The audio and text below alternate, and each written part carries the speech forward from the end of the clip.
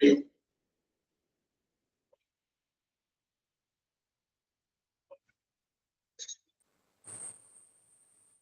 afternoon, all. Good afternoon, ma'am. Good afternoon. Good afternoon, Miss.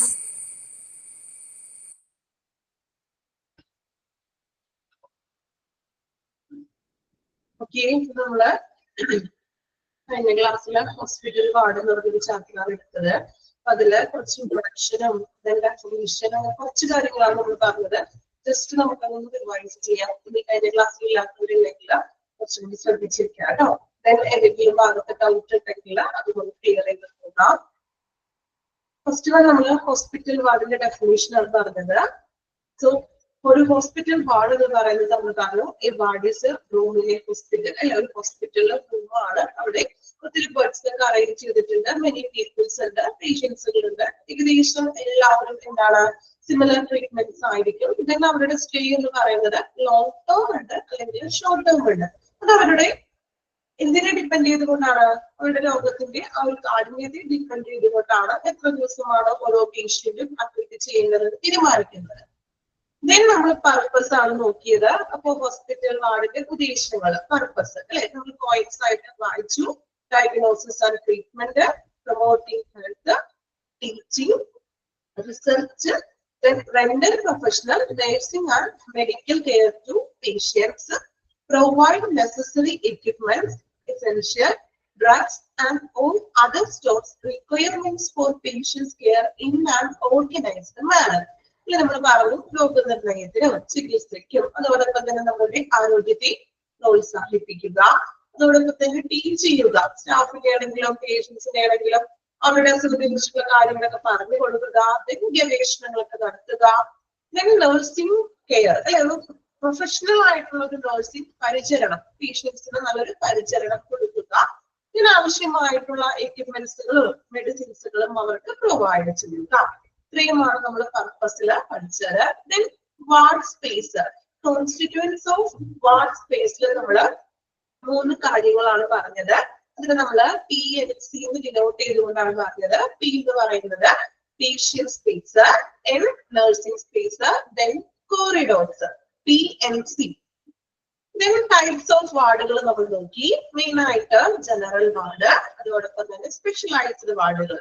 General ward എന്ന് പറയുമ്പോൾ common ആയിട്ട് എല്ലാ അസുഖങ്ങളുള്ള patients ഒക്കെ ആയിരിക്കും. നോർമലി ചെറിയൊരു ഹോസ്പിറ്റലൊക്കെ ആണെങ്കിൽ അവിടെ ഒരു ജനറൽ വാർഡുകളൊക്കെ കൂടുതൽ. കോറിഡോർസ്, കോറിഡോർ എന്ന് പറഞ്ഞാൽ ഇടനാഴി എന്നൊക്കെ പറയില്ല നമ്മള്. അതായത് ഇപ്പോ നഴ്സിംഗ് സ്പേസും ഉണ്ട്, അതുപോലെ പേഷ്യന്റിന്റെ സ്പേസിനും ഇടയിലൂടെ നിങ്ങൾ വാർഡിൽ പോയിട്ടുണ്ടെങ്കിൽ കണ്ടിട്ടുണ്ടാകും ചെറിയൊരു സ്പേസ് നീളത്തിൽ ഇങ്ങനെ ഒരു ഇടനാഴി പോലെ നടക്കാനായിട്ടുള്ള ഒരു സ്പേസ് ഉണ്ടാകും ഇല്ലേ. ഇപ്പൊ പേഷ്യൻസ് കിടക്കുന്ന ഒരു ഏരിയ ഉണ്ടാകും, അതോടൊപ്പം തന്നെ നഴ്സിംഗ് സ്റ്റേഷൻ പോലെ നമ്മള് വാർഡില് നഴ്സസ് ഇരിക്കുന്ന ഒരു ഏരിയ ഉണ്ട്, കണ്ടിട്ടുണ്ടോ?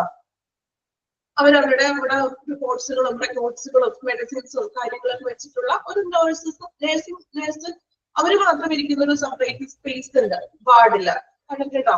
നഴ്സിംഗ് സ്പേസ് കണ്ടിട്ടില്ലേ നിങ്ങള്? റെസ്പോൺസ് ഒന്നും ഇല്ലാലോ ആരൊന്ന് ചോദിക്കുന്നതിനൊക്കെ ഒന്ന് റെസ്പോൺസ് ചെയ്യണേ. ക്ലിയർ ആവുന്നില്ല, എന്തെങ്കിലും മനസ്സിലാവുന്നില്ല എങ്കിൽ ചോദിക്കാം കേട്ടോ. ഓക്കെ, സ്പെഷ്യലൈസ്ഡ് വാർഡ്സുകളാണ് നമ്മൾ പറഞ്ഞത്. Gynaecology, oncology, nephrology, neurology and ophthalmology. Gynaecology നിങ്ങൾക്ക് അറിയാം, എക്സ്പെഷ്യലി ഫോർ വുമൺ, അതുപോലെ maternity delivery കഴിഞ്ഞിട്ടുള്ളതൊക്കെയാണ്.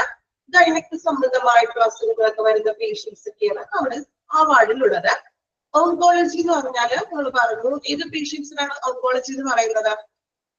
Oncology ward related to ഏതായിരുന്നു? നമ്മൾ കഴിഞ്ഞ ക്ലാസ്സിൽ പറഞ്ഞതാണ്, ക്യാൻസർ പേഷ്യൻസ് ആണ് അവിടെ വരുന്നത്. ഇവിടെ സർജറി കഴിഞ്ഞിട്ടുള്ള പേഷ്യൻസ് ഉണ്ടാകും, മെഡിസിൻസ് കഴിക്കുന്ന പേഷ്യൻസും ഉണ്ടാകും. Then nephrology, nephrology or dialysis, നമുക്ക് ഹൃദയ സംബന്ധമായിട്ടുള്ള കിഡ്നി സംബന്ധമായിട്ടുള്ള അസുഖങ്ങളൊക്കെയുള്ള പേഷ്യൻസ് ആണ് നെഫ്രോളജി. ദെൻ കാർഡിയോളജി, കാർഡിയോളജി എന്ന് പറഞ്ഞാൽ ഹാർട്ട് സംബന്ധമായിട്ടുള്ള റിലേറ്റഡ് ആയിട്ടുള്ളവര് അല്ലെ. CTBS എന്തായിരുന്നു ഫുൾ ഫോം? CTBSന്റെ ഫുൾ ഫോം നമ്മൾ ഇന്നലെ പറഞ്ഞ ക്ലാസ്സിൽ എന്തായിരുന്നു? CTBS ഫുൾ ഫോം കഴിഞ്ഞ ക്ലാസ്സിൽ പറഞ്ഞല്ലോ.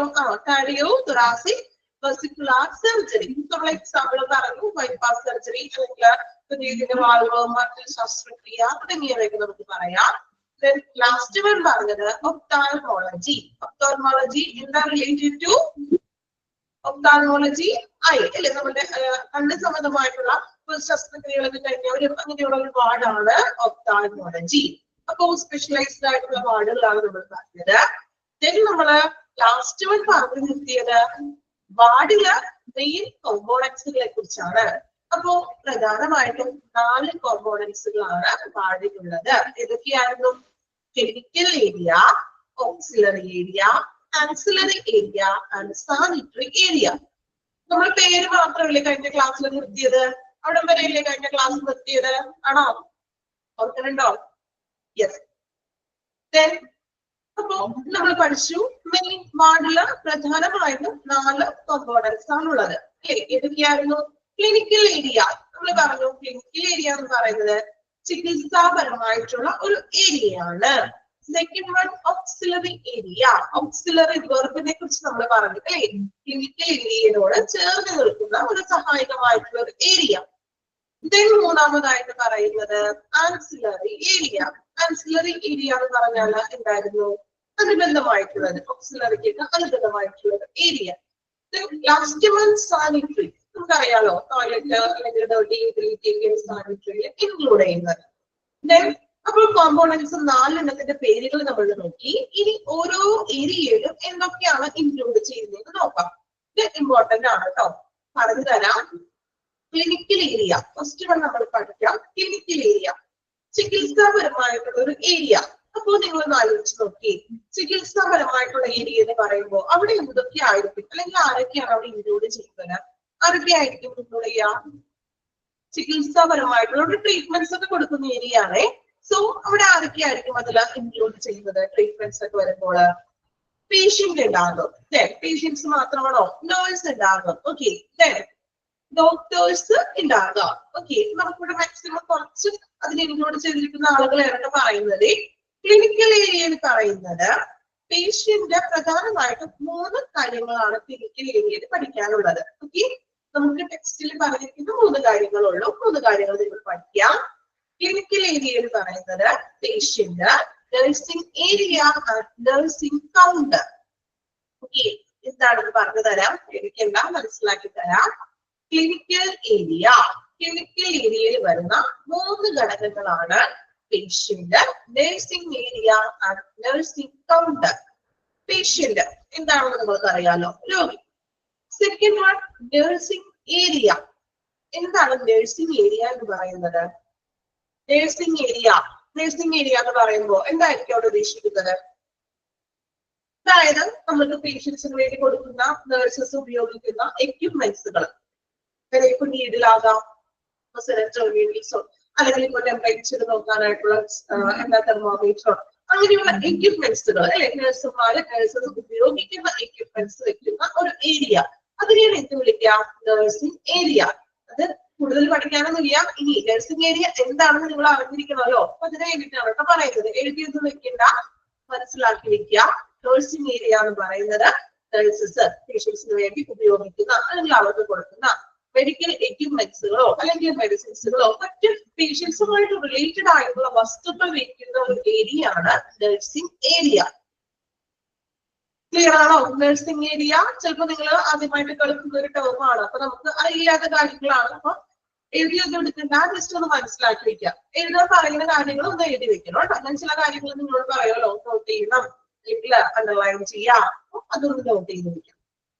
ഓക്കെ, ക്ലിയർ ആണോ പറയുന്നത്? സ്പീഡ് കൂടുതലുണ്ടോ? ഞാൻ നിങ്ങളോട് ചോദിക്കാറുണ്ട്, സ്പീഡ് കൂടുതലാണോ അല്ലെങ്കിൽ ഓക്കെ ആണോ? ഇനി എല്ലാവർക്കും അതേപോലെ ഫോളോ ചെയ്യാൻ പറ്റണമല്ലോ, അതുകൊണ്ടാണ് ഞാൻ ഇടയ്ക്ക് ക്ലിയർ ആണോ അല്ലെങ്കിൽ സ്പീഡ് കൂടുതലാണോ എന്ന് ചോദിക്കുന്നത്. സ്പീഡ് ഓക്കെ ആണോ? ഈ ഒരു നോർമലി പോയാൽ മതിയോ നമുക്ക്?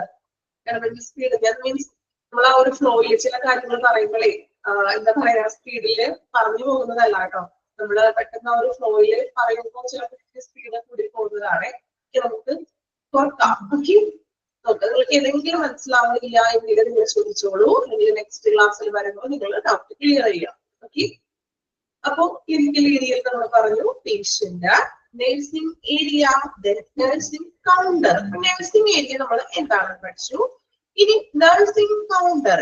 നഴ്സിംഗ് കൗണ്ടർ ആണ് ഞാൻ ഓൾറെഡി പറഞ്ഞു കഴിഞ്ഞു. നമ്മള് വാർഡിൽ ഇതുപോലെ നഴ്സസ് ഇരിക്കുന്ന ഒരു പ്ലേസ് ഉണ്ട്. നിങ്ങൾ കണ്ടിട്ടുണ്ടോ എല്ലാവരും? നമ്മളിപ്പോ വാർഡിൽ അഡ്മിറ്റ് ചെയ്യുമ്പോഴേ പേഷ്യൻസ് വാർഡിൽ ഓൾറെഡി ഉണ്ടാകും. അതോടൊപ്പം തന്നെ ചിലപ്പോൾ വാർഡിന്റെ അടുത്തായിട്ടായിരിക്കും, ഏകദേശം ഒരു വാർഡിന്റെ ഒരു സൈഡിലല്ല, ഏകദേശം ഒരു സെന്റർ ആ ഒരു പോർഷനിലായിട്ട് നഴ്സസ് ഇരിക്കുന്ന ഒരു ഏരിയ ഉണ്ടാകും. ശ്രദ്ധിച്ചിട്ടുണ്ടോ? അപ്പൊ നമുക്ക് എന്ത് ഡൗട്ട് ഉണ്ടെങ്കിലും ഇപ്പൊ മെഡിസിനെ കുറിച്ചാണെങ്കിലോ അല്ലെങ്കിൽ അവിടെ കിടക്കുന്ന പേഷ്യൻസിനെ സംബന്ധിച്ചിട്ട് എന്തെങ്കിലും ഡൗട്ട്സ് ഉണ്ടെങ്കിൽ നമ്മൾ നേരെ ആ നഴ്സിംഗ് കൗണ്ടറിൽ പോയിട്ട് നഴ്സുമാരോടായിരുന്നു ചോദിക്കുന്നത്. കണ്ടിട്ടുണ്ടോ? ഒരു ചെറിയൊരു സെക്ഷൻ പോലെ തിരിച്ചിട്ടുണ്ടാകും, അല്ലെങ്കിൽ സെപ്പറേറ്റ് വാർഡിന് പുറത്തായിട്ട് ഒരു റൂം പോലെ തിരിച്ചിട്ടുണ്ടാകും നഴ്സിംഗ് കൗണ്ടർ. അവിടെയാണ് നമ്മുടെ കിടക്കുന്ന പേഷ്യൻസിനെ സംബന്ധിച്ചിട്ടുള്ള എന്തെങ്കിലും ഡൗട്ട്സും കാര്യങ്ങളൊക്കെ ഉണ്ടെങ്കിൽ നമ്മൾ ചോദിക്കുന്നത്. ഓക്കെ, നഴ്സിംഗ് കൗണ്ടർ ഓക്കെ ആണോ? മനസ്സിലായോ എന്താണ് നഴ്സിംഗ് കൗണ്ടർ? ഇതൊക്കെ നമ്മൾ കണ്ടിട്ടുണ്ട്.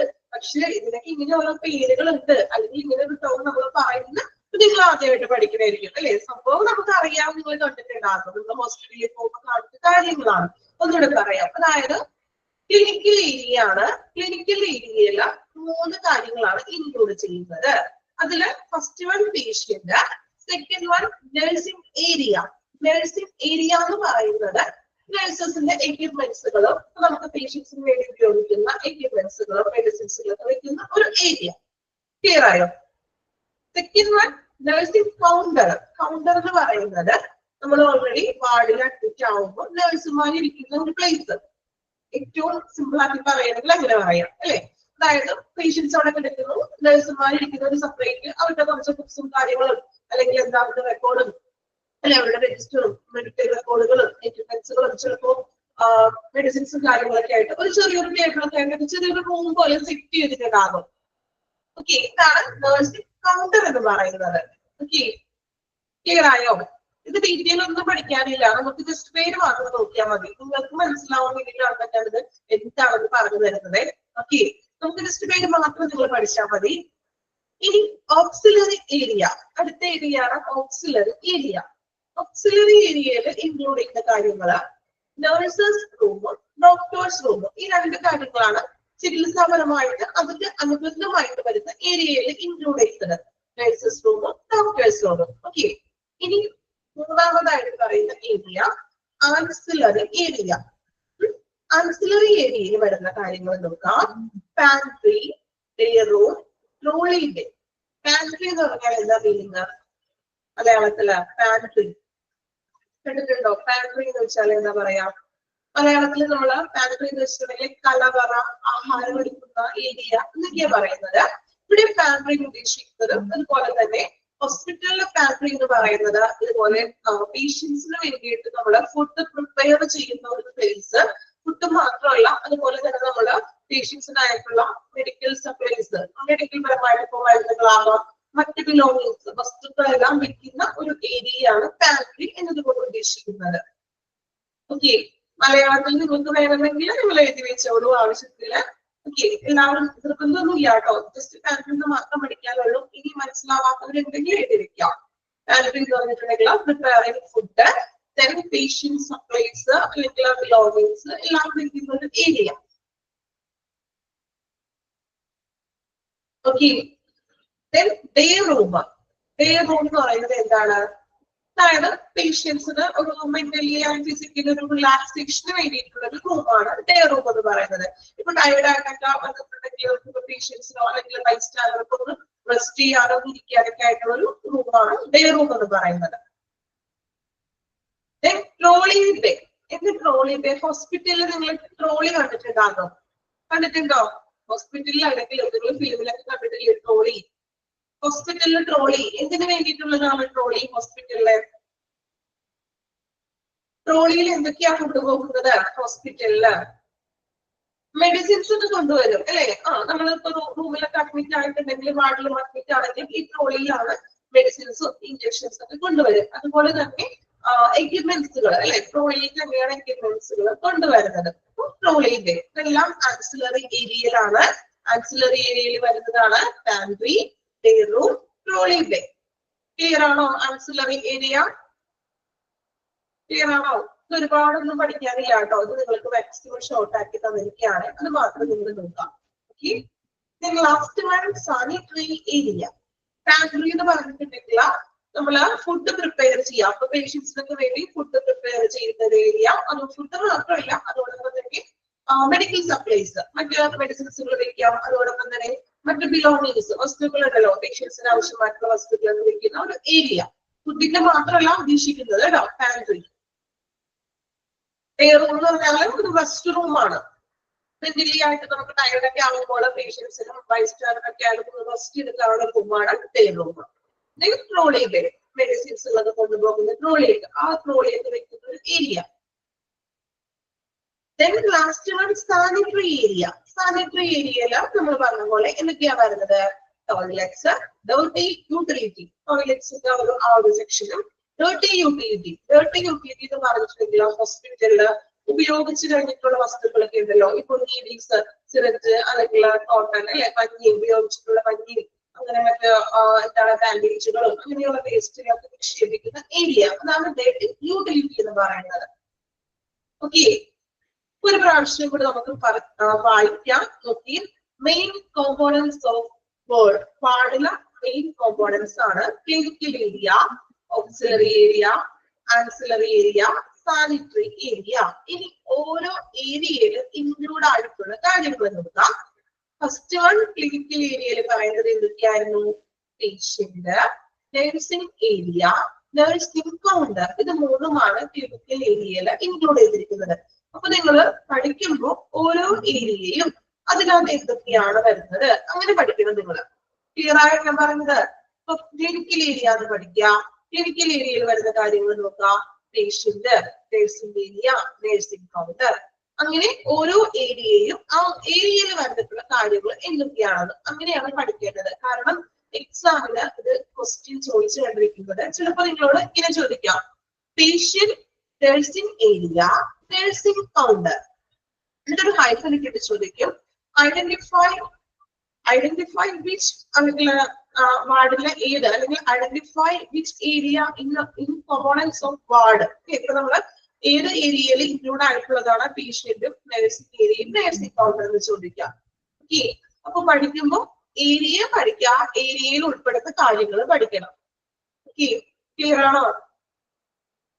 ഇമ്പോർട്ടന്റ് ആണ് കേട്ടോ. അത് പഠിക്കണം എല്ലാവരും. ഇമ്പോർട്ടന്റ് ആയിട്ടുള്ള ഒരു സെക്ഷൻ ആണ്. ക്വസ്റ്റ്യൻസ് അവിടെ നിന്ന് എപ്പോഴും ചോദിച്ചു കാണാറുണ്ട്. Auxiliary area. ഇപ്പൊ അടുത്തത് പഠിക്കുമ്പോ ഓക്സിലറി ഏരിയ. ഇനി ഓക്സിലറി ഏരിയയിൽ എന്തൊക്കെയാണ്? നഴ്സസ് റൂമും ഡോക്ടേഴ്സ് റൂമും. സിമ്പിൾ അല്ലേ auxiliary area. Ancillary area. Ancillary ഏരിയയിൽ വരുന്നതോ pantry, day room and trolley bed. Sanitary ഏരിയയിൽ വരുന്നത് ടോയ്ലറ്റ്സ്, ഡേർട്ടി യൂട്ടിലിറ്റി. ഇത്രയുമാണ് മെയിൻ കോമ്പോണൻസ് ഓഫ് വാർഡ്. ഒരു പ്രാവശ്യം ഒന്ന് വായിച്ചു നോക്കാമോ? ടെക്സ്റ്റ് ബുക്കിൽ കുറച്ച് പേർക്ക് അത് കിട്ടാറുണ്ടാവും അല്ലെ? കുറച്ച് പേർക്ക് കിട്ടിയിട്ടുണ്ടെന്ന് അറിയാം. ജസ്റ്റ് ഒന്ന് വായിച്ചു നോക്കാം കേട്ടോ. കയ്യിലുള്ളവർ ജസ്റ്റ് ഒന്ന് വായിക്കാം. ടെക്സ്റ്റിന് എല്ലാവർക്കും ടെക്സ്റ്റ് ഒക്കെ കിട്ടിയതാണല്ലേ? ഓക്കെ, വായിക്കാം കേട്ടോ.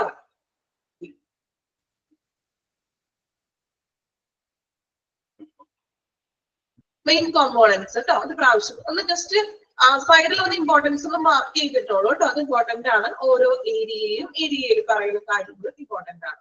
ഓക്കെ,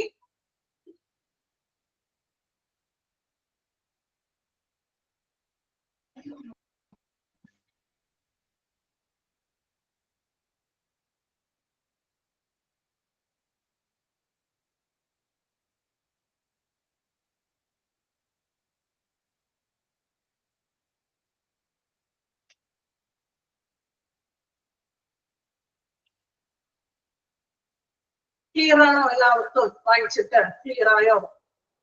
ഓക്കെ, നെക്സ്റ്റ് സെക്ഷനിലേക്ക് പോകാലോ. Next one, factors involved in good ward management. അല്ലേ? അതായത് ഒരു നല്ലൊരു വാർഡ് മാനേജ്മെന്റ്, നല്ലൊരു ഹോസ്പിറ്റലിൽ ഒരു വാർഡ് നല്ല രീതിയിൽ മുന്നോട്ട് പോകണമെങ്കിൽ അതിന് വേണ്ടുന്ന ഘടകങ്ങൾ, ഫാക്ടേഴ്സ് എന്തൊക്കെയാണെന്ന് അല്ലെ? നമുക്കറിയാം ഒരു ഹോസ്പിറ്റലിലെ വാർഡ് അത് നല്ല രീതിയിലുള്ള മാനേജ്മെന്റോട് കൂടി തന്നെ പോകണമെങ്കിൽ അതിനാവശ്യമായിട്ടുള്ള ഘടകങ്ങളാണ് നമ്മൾ നോക്കാൻ പോകുന്നത്. പോയിന്റ്സുകളാണ് തന്നിരിക്കുന്നത്. ഒരുപാട് പോയിന്റ്സ് ഉണ്ട്. കാണുമ്പോൾ തന്നെ നിങ്ങൾ ഈ 3 പോയിന്റ്സ് പഠിക്കുന്നതൊന്നും ടെൻഷൻ ആവില്ല. വളരെ സിമ്പിൾ ആണ്. മനസ്സിലാക്കി പഠിക്കാം. നിങ്ങൾ ബൈ ഹാർട്ട് ചെയ്ത് പഠിക്കാൻ ശ്രമിക്കുമ്പോഴാണ് നമുക്ക് ചിലപ്പോൾ നമ്മൾ ചില പോയിന്റ്സുകളൊക്കെ മറന്നു പോകുന്നത് അല്ലെ ബൈ ഹാർട്ട് ചെയ്യുമ്പോൾ. അപ്പോൾ എന്ത് ചെയ്യാം, മനസ്സിലാക്കി പഠിക്കാം. നമ്മൾ മനസ്സിലാക്കി പഠിച്ചാൽ നിങ്ങൾക്ക് ഏറ്റവും സിമ്പിൾ ആണ്. ഓക്കെ, അപ്പൊ നമുക്ക് പോയിന്റ്സിലോട്ട് പോകാം. മാക്സിമം നമുക്ക് സിമ്പിൾ ആയിട്ട് തന്നിരിക്കുകയാണ്. എളുപ്പമാവുന്ന രീതിയിൽ പറയാം, നോക്കാം കേട്ടോ. Factors involved in good ward management. നല്ലൊരു വാർഡ് മാനേജ്മെന്റ് വേണമെങ്കിൽ എന്തെല്ലാം ഘടകങ്ങളാണ് അവിടെ വേണ്ടത് നോക്കാം. ഫസ്റ്റ് വൺ പറയുന്നത് ഫോളോ പോളിസീസ് ആൻഡ് പ്രോട്ടോകോൾസ്. വാർഡിനുള്ളില്ല പോളിസി എന്ന് പറഞ്ഞാൽ അറിയാലോ, പോളിസിയും പ്രോട്ടോകോൾസും നിയമങ്ങളൊക്കെ ഉണ്ടാവുമല്ലോ. ഇപ്പൊ ഒരു ഹോസ്പിറ്റലില് വാർഡിനുള്ളിൽ ഒത്തിരി നിയമങ്ങളും നടപടികളൊക്കെ ഉണ്ടാകും. അത് കൃത്യമായിട്ട് പാലിക്കുക. എന്തൊക്കെയാണ് ഒരു വാർഡിനുള്ളിലെ നിയമങ്ങൾ നടപടികൾ എന്ന് പറയുമ്പോൾ? എന്തൊക്കെയാണ് ഒന്ന് ആലോചിച്ച് നോക്കിയേ. എന്തെങ്കിലും നിയമങ്ങളൊക്കെ ഉണ്ടോ? പെരുമാറ്റച്ചട്ടം. ഓക്കെ, വാർഡുമായിട്ട് റിലേറ്റ് ചെയ്തിട്ടുള്ളത്. നിങ്ങളിപ്പോ നമ്മൾ ഹോസ്പിറ്റലൊക്കെ വാർഡിലൊക്കെ അഡ്മിറ്റ് ആകുമ്പോഴൊക്കെ ഉള്ളത് ഒരു പോളിസി പ്രോട്ടോകോൾസ് ഒക്കെ ഉണ്ടാവും. ഓക്കെ, അതുകൂടാതെ വേറെ എന്തെങ്കിലും ഉണ്ടോ ഹോസ്പിറ്റലിലെ പ്രോട്ടോകോൾസും അല്ലെങ്കിൽ പോളിസി എന്ന് പറയുന്നത്? ആലോചിച്ച് നോക്കൂ. നമുക്കറിയാവുന്ന കാര്യങ്ങൾ തന്നെയാണ്. ഇപ്പൊ ഒരു വാർഡിൽ ഇപ്പോ നമ്മളുടെ പേഷ്യൻസ് ആരെങ്കിലും നിങ്ങളുടെ ഫ്രണ്ട്സോ ആരെങ്കിലും അഡ്മിറ്റ് ആയിട്ടുണ്ടെങ്കിൽ ഡിസിപ്ലിൻ വേണം. ഓക്കെ, ഡിസിപ്ലിൻ, നിശബ്ദത പാലിക്കുക എന്ന് എഴുതി വെച്ചിട്ടുണ്ടാകും അല്ലേ? നിശബ്ദത പാലിക്കുക എന്ന് എഴുതി വെച്ചിട്ടുണ്ടാകും. അതോടൊപ്പം തന്നെ ഇപ്പൊ നമ്മളുടെ ആരെങ്കിലും ഹോസ്പിറ്റലില് വാർഡിൽ അഡ്മിറ്റ് ചെയ്തിരിക്കുകയാണെങ്കിൽ നമുക്ക് എപ്പോഴും വിസിറ്റിന് പോകാൻ പറ്റുമോ? നമ്മളുടെ ഇഷ്ടത്തിനാണോ വിസിറ്റിങ്ങിന് പോകുന്നത്? അങ്ങനെയാണോ ഹോസ്പിറ്റലുകളിലെല്ലാം?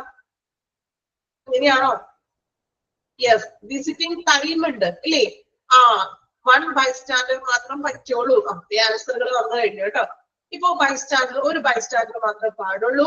വിസിറ്റിംഗ് ടൈം അവിടെ അലൗഡ് ചെയ്തിരിക്കുന്ന ടൈമിൽ മാത്രമേ പേഷ്യന്റ് നമുക്ക് വിസിറ്റ് ചെയ്യാൻ പറ്റുള്ളൂ. സോ ഇതൊക്കെയാണ് ഒരു ഹോസ്പിറ്റലിലെ അല്ലെങ്കിൽ ഒരു വാർഡിൽ ടൈം ഷെഡ്യൂൾ, വിസിറ്റിംഗിന്റെ ടൈം ഷെഡ്യൂൾ ഒക്കെ ഉണ്ടാകും. സോ ഇതെല്ലാമാണ് ഹോസ്പിറ്റലിനുള്ള വാർഡിനുള്ള പോളിസീസും പ്രോട്ടോകോൾസും ഉദ്ദേശിക്കുന്നത്. ക്ലിയർ ആയിട്ട് എന്താണ് പോളിസി പ്രോട്ടോകോൾസ്? ഓക്കെ, വളരെ സിമ്പിൾ ആയിട്ടുള്ള കാര്യമാണ് കേട്ടോ. അപ്പൊ എന്ത് ചെയ്യാം, ഫസ്റ്റ് തന്നെ വേണ്ടത് എന്താണ്? ഈ പോളിസി പ്രോട്ടോകോൾസ് ഒക്കെ പാലിക്കുക. അതായത് വിസിറ്റിംഗ് ടൈമിൽ മാത്രം പേഷ്യന്റിനെ വിസിറ്റേഴ്സിന് അനുവദിക്കുക. അതോടൊപ്പം തന്നെ ഒരു ബൈസ്റ്റാൻഡർ ആണെന്ന് പറഞ്ഞാൽ ഒരു ബൈസ്റ്റാൻഡർ മാത്രം പാടുള്ളൂ ഇല്ലേ? അങ്ങനെയുള്ള കുറച്ച് നിയമങ്ങളും നടപടികളൊക്കെ ഉണ്ടാകും. അപ്പൊ അത് കൃത്യമായിട്ട് പാലിക്കുക. അതാണ് ഒന്നാമത്തെ പോയിന്റ്.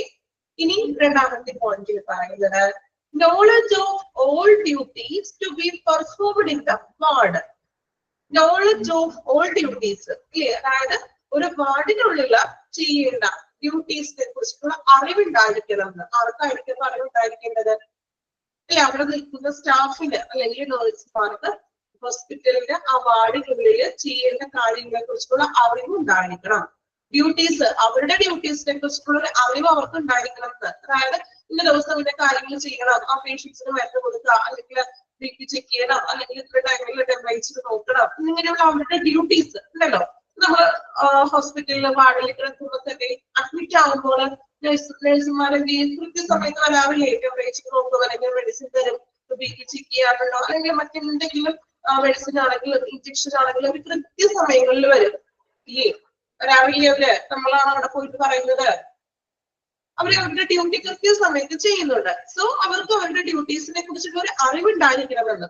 ഓക്കെ, മൂന്നാമതായിട്ട് പറയുന്നത് a planned programme for each days work. Each days work, അതായത് എല്ലാ ദിവസത്തെയും വർക്ക് എന്ന് പറഞ്ഞാൽ എന്താണ്? രോഗികളെ ശുശ്രൂഷിക്കുക അല്ലെ? രോഗികൾക്ക് ആവശ്യമായിട്ടുള്ള കാര്യങ്ങൾ നൽകുക, മെഡിസിൻസ് കൊടുക്കുക, അവർക്ക് കെയർ കൊടുക്കുക. സോ ഒരു പ്ലാൻഡ് ആയിരിക്കണമെന്ന് ഓരോ ദിവസത്തെ പ്രോഗ്രാം ഉദ്ദേശിക്കുന്നത് അവരുടെ വർക്ക് ഷെഡ്യൂള് അത് ഒരു പ്ലാനിങ് ആയിരിക്കണം. വെറുതെ ഒരു എന്താ പറയാ പെട്ടെന്ന് വരിക, അല്ലെങ്കിൽ ഒരു എന്താ പറയാ ഒരു സ്ട്രക്ചറിലായിട്ട് ചെയ്യുന്ന പറയുന്നത് നമ്മൾ കാര്യങ്ങള്. അപ്പൊ അതെല്ലാം വെൽ പ്ലാൻഡ് ആയിരിക്കണം. ആറാമതായിട്ട് പറയുന്നത് വീണ്ടും beginning the day on time. Beginning the day on time അല്ലെ? അതായത് ഓരോ ദിവസവും കൃത്യസമയത്ത് ആ ഡേ സ്റ്റാർട്ട് ചെയ്യണം എന്ന്. അതായത് ഇപ്പൊ എക്സാമ്പിൾ പറയുകയാണെങ്കിൽ, ഇപ്പൊ നിങ്ങളുടെ കാര്യം നോക്കുകയാണെങ്കിലും എക്സാമ്പിൾ പറയുകയാണെങ്കിൽ നിങ്ങളോട് പറയുന്നു ഇപ്പൊ ക്ലാസ് നമ്മൾ കൃത്യം സ്റ്റാർട്ട് ചെയ്യുന്നത് ടീച്ചറെ പഠിക്കാണ്, അല്ലെങ്കിൽ ഇപ്പൊ എക്സാം സ്റ്റാർട്ട് ചെയ്യുന്നത് ഇപ്പൊ ഒരു മോർണിംഗ് 10 AM ആണ് എക്സാം സ്റ്റാർട്ട് ചെയ്യുന്നത് പറഞ്ഞിട്ടുണ്ടെങ്കിൽ ഒരു 10 മിനിറ്റ് ഒക്കെ ലേറ്റ് ആയി വരുമ്പോൾ അത് ബിഗിനിങ് ഒരു എന്താ പറയാ മീൻസ് നമ്മളോട് പറഞ്ഞൊരു ടൈമിൽ തന്നെ കൃത്യമായിട്ട് അത് സ്റ്റാർട്ട് ചെയ്യാന്ന് എന്ത് കാര്യങ്ങളായിക്കൊള്ളട്ടെ. ഇപ്പൊ ഒരു വർക്ക് ഇപ്പൊ ഹോസ്പിറ്റൽ എന്ന് പറയുമ്പോൾ നമുക്കറിയാലോ ആ വാർഡിനുള്ളിൽ വർക്ക് ചെയ്യുന്ന സ്റ്റാഫുകളുണ്ട്. അവരുടെ ഡ്യൂട്ടി ടൈം ചിലപ്പോൾ morning 8 AM to evening time ആയിരിക്കും. സോ 8 മണി എന്ന് പറഞ്ഞിട്ടുണ്ടെങ്കിൽ ആ 8 മണിക്ക് തന്നെ അവിടെ സ്റ്റാഫ് ഉണ്ടായിരിക്കണം. ദെൻ അവരുടെ വർക്ക് അവർ സ്റ്റാർട്ട് ചെയ്തിരിക്കണം. Okay, beginning the day on time, കൃത്യസമയത്ത് തന്നെ ആ ദിവസത്തിന് പ്രവർത്തനങ്ങൾ സ്റ്റാർട്ട് ചെയ്യണമെന്ന്. അതായത് കൃത്യസമയത്ത് നമ്മൾ ഒരു കൃത്യനിഷ്ഠത പാലിച്ചുകൊണ്ട് നമുക്ക് എപ്പോഴാണ് വർക്കിംഗ് ടൈം കൊടുത്തിരിക്കുന്നത് ആ ടൈമിൽ തന്നെ വർക്കിംഗ് സ്റ്റാർട്ട് ചെയ്യണം. ഇപ്പൊ നമ്മള് ചിലപ്പോൾ ഹോസ്പിറ്റലുകളിൽ കണ്ടിട്ടുണ്ടാവും, നമ്മള് ചിലപ്പോൾ നഴ്സുമാർ വന്നിട്ടുണ്ടാവില്ല, മോർണിംഗിൽ ചിലപ്പോൾ ലേറ്റ് ആകും ഇല്ലേ. മാക്സിമം ലേറ്റ് ആവേണ്ട നോക്കും ഹോസ്പിറ്റലിലാകുമ്പോൾ നമുക്ക് പേഷ്യൻസിന് വേണ്ടത് ഷിഫ്റ്റിംഗ് ആയിരിക്കുമല്ലോ ടൈം. എങ്കിലും കൃത്യസമയത്ത് തന്നെ എത്തുക, അവരുടെ വർക്ക് കൃത്യസമയത്ത് സ്റ്റാർട്ട് ചെയ്യുക. ഓക്കെ, അതാണ് beginning the day on time. കൃത്യസമയത്ത് തന്നെ എന്ത് ചെയ്യുക, ആ ദിവസം സ്റ്റാർട്ട് ചെയ്യുക. ദെൻ അടുത്ത പോയിന്റ്, 5ാമത്തെ പോയിന്റ് നോക്കാം. Preventing interruptions, establishment of ward routine. Prevent ചെയ്യുക, പ്രിവെന്റ് ചെയ്യുക എന്ന് വെച്ചാൽ എന്താ? പ്രിവെന്റ് ചെയ്യുക മീൻസ് തടയുക, സ്റ്റോപ്പ് ചെയ്യുക എന്നുള്ളൊരു മീനിങ്. പ്രിവെന്റിങ് ഇന്ററപ്ഷൻസ്, ഇന്ററപ്ഷൻസ് എന്ന് വെച്ചാൽ എന്താണ്? തടസ്സപ്പെടുത്തുന്ന അല്ലെ, എന്തെങ്കിലും ബുദ്ധിമുട്ടുകൾ, തടസ്സങ്ങൾ. എസ്റ്റാബ്ലിഷ്മെന്റ് ഓഫ് വാർഡ് റൂട്ടീൻ, വാർഡിലെ പ്രവർത്തനങ്ങളെ തടസ്സപ്പെടുത്തുന്ന എന്തെങ്കിലും തടസ്സങ്ങളൊക്കെ വരികയാണെങ്കിൽ അതിനെ തടയുകയാണ്. അതായത് ഇപ്പൊ എക്സാമ്പിൾ പറയുകയാണെങ്കിൽ നമ്മൾ പറഞ്ഞു, ഇപ്പൊ ഒരു നഴ്സ് അല്ലെങ്കിൽ അവിടെ വർക്ക് ചെയ്യുന്ന സ്റ്റാഫ് ചിലപ്പോൾ മോർണിംഗിന്റെ ടൈമിലായിരിക്കും ഷിഫ്റ്റ് ഡ്യൂട്ടി. ചിലപ്പോൾ ആ സ്റ്റാഫ് അത് ലീവ് ആണെങ്കിൽ ചിലപ്പോൾ അത്യാവശ്യത്തിന് പകരം ഒരു സ്റ്റാഫ് വേണമായിരിക്കും ഇല്ലേ. അപ്പൊ അങ്ങനെ എന്തെങ്കിലും ഒരു ബുദ്ധിമുട്ട് വരികയാണെങ്കിലും അതിനപ്പം തന്നെ അതിനെ പ്രിവെന്റ് ചെയ്ത് അതിനുള്ളൊരു സൊല്യൂഷൻ കാണുക.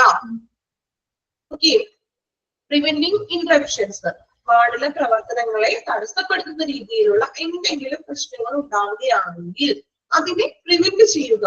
അതിനെ നമ്മൾ പ്രിവെന്റ് ചെയ്യുക, തടഞ്ഞു നിർത്തി അത് നേരെയാക്കുക, പഴയപടിയാക്കുക. ഓക്കെ, അപ്പൊ ആദ്യത്തെ 5 ഫാക്ടേഴ്സ്, 5 പോയിന്റ് ആണ് നമ്മൾ പറഞ്ഞത്. ജസ്റ്റ് 5 പോയിന്റ് ഒന്നുകൂടി ഞാൻ വായിക്കാം. ഫോളോ പോളിസീസ് ആൻഡ് പ്രോട്ടോകോൾസ്, വാർഡിലെ നയങ്ങളും നടപടികളൊക്കെ കൃത്യമായിട്ടും പാലിക്കുക. Knowledge of all duties to be performed in the ward. വാർഡിലെ ഡ്യൂട്ടീസ് ചെയ്യുന്ന അവരുടെ ഡ്യൂട്ടീസ് അവർക്ക് കൃത്യമായിട്ടുള്ള അറിവുണ്ടായിരിക്കണം. A planned programme for each days work, ഓരോ ദിവസത്തെ പ്രോഗ്രാംസും പ്ലാനിങ്ങോട് കൂടി തന്നെയായിരിക്കണം. Beginning the day on time, കൃത്യസമയത്ത് ആ ദിവസത്തിലെ പ്രവർത്തനങ്ങൾ ആരംഭിക്കുക. Preventing interruptions, establishment of ward routine, വാർഡിലെ പ്രവർത്തനങ്ങളെ തടസ്സപ്പെടുത്തുന്ന രീതിയിൽ എന്തെങ്കിലും സംഭവിക്കുകയാണെങ്കിൽ അതിനെ പ്രിവെന്റ് ചെയ്യുക. ഫസ്റ്റ് 5 പോയിന്റ് ക്ലിയർ ആണോ? എളുപ്പമാണ്. ജസ്റ്റ് നിങ്ങളത് മനസ്സിലാക്കി പഠിക്കുക. ഒരിക്കലും ഞാൻ ബൈഹാർട്ട് ചെയ്ത് പഠിക്കാനായിട്ട് പറയുന്നില്ല. അതിന് ഞാൻ ഒരിക്കലും സപ്പോർട്ട് ഇല്ല. കാരണം ബൈഹാർട്ട് ചെയ്യാന്ന് പറഞ്ഞാൽ ചെറിയ കുഞ്ഞു കാര്യങ്ങൾ നമുക്ക് ബൈഹാർട്ട് ചെയ്യാം അല്ലേ. പക്ഷെ ചില കാര്യങ്ങൾ ഇതൊക്കെ നിങ്ങളൊന്ന് മനസ്സിലാക്കി പഠിക്കാം. മനസ്സിലാക്കി പഠിച്ചാൽ നിങ്ങൾക്ക് പെട്ടെന്ന് അത് ക്യാച്ച് ചെയ്യാൻ പറ്റും. ഫസ്റ്റത്തെ 5 പോയിന്റ് ജസ്റ്റ് ഒന്ന് വായിച്ചു നോക്കിയേ, പെട്ടെന്ന് വായിക്കാം കേട്ടോ. ആദ്യത്തെ 5 പോയിന്റ് വായിക്കാം.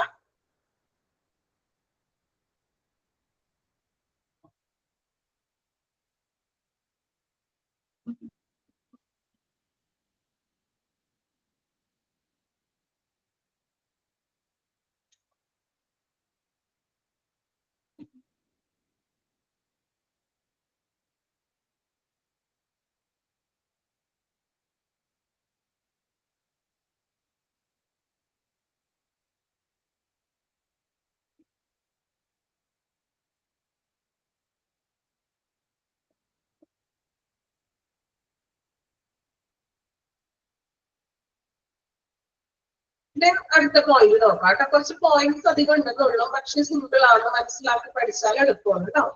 അതുകൊണ്ടാണ് ഞാൻ ഒരുമിച്ച് പറയാതെ കുറച്ച് പോയിന്റ്സ് ആക്കി പറഞ്ഞ് മനസ്സിലാക്കിയിട്ട് നെക്സ്റ്റ് അടുത്ത ഭാഗത്തേക്ക് പോകുന്നുള്ളൂ. നോക്കാം 6ാമത്തെ പോയിന്റ്. പോയിന്റ്സ് കംപ്ലീറ്റ് ചെയ്തു എല്ലാവരും? ഓക്കെ, ക്ലിയർ ആണോ? ഓക്കെ ആണോ? ക്ലാസ് ഫോളോ ചെയ്യാൻ പറ്റുന്നില്ലേ? എന്തെങ്കിലും ബുദ്ധിമുട്ടുണ്ടോ? പറയുന്നത് മനസ്സിലാവാത്തതോ അല്ലെങ്കിൽ സ്പീഡിന് ബുദ്ധിമുട്ടോ അങ്ങനെ ഫോളോ ചെയ്യാൻ ബുദ്ധിമുട്ടുണ്ടോ? ഇല്ല. ഓക്കെ. ആറാമത്തെ പോയിന്റ് നോക്കാം കേട്ടോ. Use of democratic methods in establishment of ward policy. വാർഡിലെ നയങ്ങൾ അല്ലെ നമ്മൾ പറഞ്ഞു, വാർഡിലെ നടപടികളും നിയമങ്ങളൊക്കെ ഉണ്ടാകുമെന്ന് പറഞ്ഞു. So use of democratic methods in establishment of ward policy. വാർഡിലെ നയങ്ങൾ വെക്കുമ്പോൾ അത് ഡെമോക്രാറ്റിക് മെത്തേഡ്സിൽ ഉള്ള നയങ്ങൾ വെക്കാമെന്ന്. എന്ത് ഡെമോക്രാറ്റിക് നയങ്ങൾ എന്ന് പറഞ്ഞിട്ടുണ്ടെങ്കിൽ ഡെമോക്രസി നമ്മൾ കേട്ടിട്ടുണ്ട്. ജനാധിപത്യം. എന്താ ജനാധിപത്യം എന്ന് പറഞ്ഞാല്? ജനാധിപത്യം ഇത് ഡെമോക്രസി മീൻസ് ഡെമോക്രസി പറയില്ലേ, ഫോർ ദ പീപ്പിൾ അല്ലെ? നമ്മള് ജനങ്ങൾക്ക് വേണ്ടി ജനങ്ങളാലുള്ള ഒരു നയമാണത്. അതായത് ജനങ്ങൾക്ക് അവിടെ ഇമ്പോർട്ടൻസ് കൊടുക്കുന്നത് അല്ലെ? അതായത് പീപ്പിൾസിനാണ് ഇമ്പോർട്ടൻസ് കൊടുക്കുന്നത്. ഇവിടെ ഡെമോക്രാറ്റിക് മെത്തേഡ്സ് കൊണ്ടുവരാൻ പാടില്ല. നിയമങ്ങള് അല്ലെങ്കിൽ നടപടികൾ ക്രമീകരിക്കുമ്പോൾ അവിടെ ഡെമോക്രാറ്റിക് ആയിട്ടുള്ള, ഡെമോക്രാറ്റിക് ഉദ്ദേശിക്കുന്നത് എന്താണ്? പേഷ്യൻസിന് അല്ലെ? പേഷ്യൻസിനായിട്ടുള്ള അവർക്കും കൂടി കുറച്ച് ഇമ്പോർട്ടൻസ് ആയിട്ടുള്ള രീതിയിൽ അല്ലെങ്കിൽ പേഷ്യൻസിനും കൂടി സ്വീകരിക്കാൻ പറ്റുന്ന രീതിയിൽ അവർക്ക് കുറച്ചുകൂടി എന്താ പറയാ പ്രാധാന്യം കൊടുത്തുകൊണ്ടുള്ള പോളിസികൾ കൊണ്ടുവരികയാണ് അല്ലെ? നമുക്ക് അങ്ങനെ ഇഷ്ടം. ഇപ്പൊ ഭയങ്കര സ്ട്രിക്റ്റ് ഇതൊക്കെ വരുമ്പോൾ കുറച്ചും കൂടി എന്താ പറയാ ഒരു മീൻസ് നയങ്ങൾ കൊണ്ടുവരുമ്പോൾ പേഷ്യൻസിനും കൂടി പ്രാധാന്യം കൊടുത്തിട്ട് അവർക്കും കൂടി ജനങ്ങൾക്ക് വേണ്ടിയിട്ട് കൂടി നിയമങ്ങൾ അല്ലെങ്കിൽ നയങ്ങൾ വാർഡിൽ കൊണ്ടുവരിക. യൂസ് ഓഫ് ഡെമോക്രാറ്റിക് മെത്തേഡ്സ് നമ്മൾക്ക് വേണ്ടി പേഷ്യൻസിന് വേണ്ടിയിട്ടും കൂടിയിട്ടുള്ള നല്ല നിയമങ്ങളും നടപടികളും കൊണ്ടുവരിക. Orientation of new staff members. Orientation എന്ന് വെച്ചാൽ പരിഷ്കരണം അല്ലെ? പുതിയ സ്റ്റാഫ് മെമ്പേഴ്സുകളെ ക്രമീകരിക്കുക, പുതിയ സ്റ്റാഫ് മെമ്പേഴ്സുകളൊക്കെ കൊണ്ടുവരിക. ഇതുപോലെ ഷിഫ്റ്റിംഗ് ടൈം ഒക്കെ വെച്ചിട്ട് പുതിയ ക്രമീകരണങ്ങൾ, സ്റ്റാഫുകളുടെ ക്രമീകരണങ്ങൾ കൊണ്ടുവരിക. Maintenance of A suitable environment. Maintenance of suitable environment. നല്ലൊരു സ്യൂട്ടബിൾ ആയിട്ടുള്ള ഒരു എൻവയോൺമെന്റ് കൊണ്ടുവരിക അല്ലെ? അനുയോജ്യമായിട്ടുള്ള ഒരു പരിസ്ഥിതി പരിപാലനം കൊണ്ടുവരിക ആണ്. എന്താ എൻവയോൺമെന്റ് കൊണ്ട് ഉദ്ദേശിക്കുന്നത്? വാർഡിനുള്ളിലെ എൻവയോൺമെന്റ് എന്ന് പറയുമ്പോൾ നിങ്ങളിപ്പോ ഒരു ഹോസ്പിറ്റലിൽ പോയി വിചാരിക്കുക. സോ ആ ഹോസ്പിറ്റലിൽ നിങ്ങൾ അവിടെ നല്ലൊരു എൻവയോൺമെന്റ് ആണ് അല്ലെങ്കിൽ നല്ലൊരു അറ്റ്മോസ്ഫിയർ ആണെന്ന് നമ്മൾ പറയും. കോമൺ ആയിട്ട് നമ്മൾ പറയാറുള്ള ഒരു കാര്യമാണ്. എന്തെങ്കിലും നമ്മൾ പോയിട്ടുണ്ടെങ്കിൽ അവിടെ നല്ലൊരു അറ്റ്മോസ്ഫിയർ ആണ് കേട്ടോ എന്ന് പറയാറില്ലേ കേട്ടോ? നമ്മൾ എപ്പോഴും കോമൺ ആയിട്ട് പറയുന്ന ഒരു കാര്യമില്ലത്. നല്ല അറ്റ്മോസ്ഫിയർ ആയിരുന്നു അല്ലെ? പറയാറില്ലേ നിങ്ങൾ ആരും? യെസ്. ഓക്കെ. എന്ത് പറ്റി? ഒരു റെസ്പോൺസ് ഒന്നും ഇല്ലല്ലോ. ഉറങ്ങിയാണോ കുറച്ച് പേര് ക്ലാസ്സില്? ഉണ്ടോ ഇവിടെ എല്ലാവരും? അത്യാവശ്യം നല്ല ഉറക്കം വരുന്നുള്ള ടൈമാണല്ലോ, അതുകൊണ്ടാണ് ഞാൻ ചോദിച്ചത്. എല്ലാവരും ക്ലാസ്സിൽ തന്നെ ഉണ്ടോ? യെസ്. അപ്പൊ റെസ്പോൺസ് ഒക്കെ ചെയ്യാം കേട്ടോ. അപ്പൊ നല്ലൊരു അന്തരീക്ഷം അപ്പൊ ഒരു എന്താ പറയാ മെയിൻ്റനൻസ് ഓഫ് സ്യൂട്ടബിൾ എൻവയോൺമെന്റ്. ഒരു വാർഡാണെങ്കിലും ആ വാർഡിനുള്ളിൽ നല്ലൊരു അന്തരീക്ഷം കൊണ്ടുവരിക. എങ്ങനെയാ അന്തരീക്ഷം കൊണ്ടുവരിക എന്ന് പറയുമ്പോൾ ആൻസർ വന്നു കഴിഞ്ഞിട്ടോ. എന്താണ് ഒരു നല്ലൊരു അറ്റ്മോസ്ഫിയർ? നിങ്ങളൊരു വാർഡിൽ കിടക്കുമ്പോൾ അവിടെ നല്ലൊരു അറ്റ്മോസ്ഫിയർ പറഞ്ഞാൽ എന്തായിരിക്കും? Neat and clean. ഓക്കെ. നല്ലൊരു ആയിട്ടായിരിക്കണം. അതുപോലെ നല്ലൊരു നീറ്റ് ആൻഡ് ക്ലീൻ. അവിടുത്തെ ചുറ്റുപാടും ടോയ്ലറ്റ്സ് ഒക്കെ ആണെങ്കിൽ നല്ലൊരു വൃത്തിയുള്ളതായിരിക്കുക. എപ്പോഴും ഒരു നിശബ്ദതയുള്ള ഒരു ഏരിയ ആയിരിക്കുക അല്ലെ? അതൊക്കെയാണ് നമ്മളൊരു നല്ലൊരു എൻവയോൺമെന്റ് എന്ന് പറയുന്നത്. സോ വാർഡിനുള്ളിൽ ഒരു നല്ലൊരു എൻവയോൺമെന്റിന് മെയിൻ്റനൻസ് ചെയ്തെടുക്കാണ്. ഓക്കെ. ഇങ്ങനെയുള്ളൊരു ക്ലീൻ ആയിരിക്കണം. അതുപോലെ തന്നെ ആയിട്ടുള്ള നല്ലൊരു എൻവയോൺമെന്റ് നമ്മൾ മെയിൻ്റനൻസ് പരിപാലിക്കുക. അടുത്ത point, provision of supplies and equipment for efficient work. വാർഡിനുള്ളിലേക്ക് അവിടേക്ക് ആവശ്യമായിട്ടുള്ള സപ്ലൈസ് എന്ന് പറഞ്ഞാൽ വസ്തുക്കൾ ഉണ്ടാവുമല്ലോ, പേഷ്യൻസ് നമ്മൾ കൊടുക്കുന്ന വസ്തുക്കൾ. ഇപ്പൊ ബെഡ്ഷീറ്റ്, പില്ലോ കവർ അങ്ങനെയുള്ള മറ്റു വസ്തുക്കൾ. അതോടൊപ്പം തന്നെ എക്യുപ്മെന്റ്സ് ഫോർ എഫിഷ്യന്റ് വർക്ക്. കാര്യക്ഷമമായിട്ടുള്ള പ്രവർത്തനങ്ങൾ നടത്താൻ വേണ്ടിയിട്ട് പേഷ്യൻസിനായിട്ടുള്ള എക്യുപ്മെന്റ്സുകൾ പ്രൊവൈഡ് ചെയ്യുക. അതോടൊപ്പം തന്നെ സപ്ലൈസ്, ഇങ്ങനെയുള്ള വസ്തുക്കൾ. ഇപ്പോൾ നമ്മള് എന്താണ് പില്ലോ കവറും അല്ലെങ്കിൽ ബെഡ്ഷീറ്റും അങ്ങനെയുള്ള ഐറ്റംസ് ഒക്കെ കൊടുക്കുക. എക്യുപ്മെന്റ്സ് വർക്ക് ചെയ്യാൻ വേണ്ടിയിട്ട് നെബുലൈസേഷൻ അങ്ങനെയുള്ള മെഷീൻസുകൾ ഉണ്ടല്ലോ, അങ്ങനെയുള്ള എക്യുപ്മെന്റ്സുകൾ പ്രൊവൈഡ് ചെയ്യുക. അടുത്ത point, clear cut doctors and nurses orders. Clear cut എന്ന് വെച്ചാൽ എന്താണ് ഉദ്ദേശിക്കുന്നത്?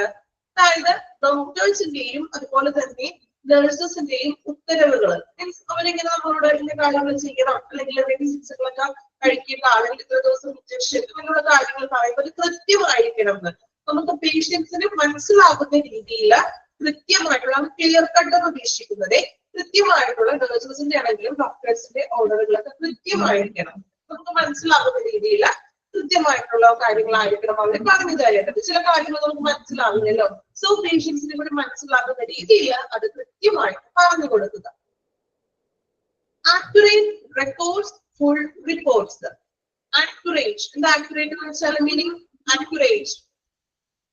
ആക്യുറേറ്റ് മീനിങ് എന്താ? മീനിങ് മലയാളത്തിൽ നമ്മൾ പറയാറുണ്ടല്ലോ എപ്പോഴും, ആക്യുറേറ്റ് ആയിരിക്കണം എന്ന് പറയും അല്ലെ?